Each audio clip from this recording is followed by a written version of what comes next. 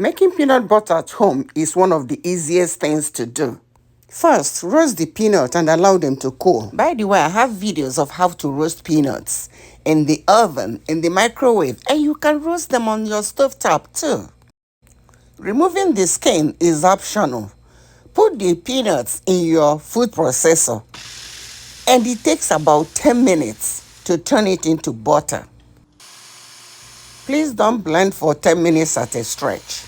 Turn the blender off every 3 minutes to rest. I want crunchy butter, so this is the consistency. You can blend longer if you want creamy butter.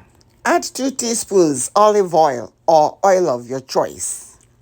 Add 1/4 teaspoon ground nutmeg and 1 teaspoon cayenne pepper.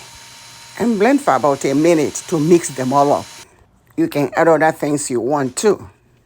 Then transfer the butter to a glass container with a lid and enjoy the deliciousness. Thanks for watching. If you like this video, share with friends and family, please. And don't forget to subscribe if you haven't done so, and activate the notification bell so you will know when I share another video. I appreciate you all. Thank you for being with us. I love you all.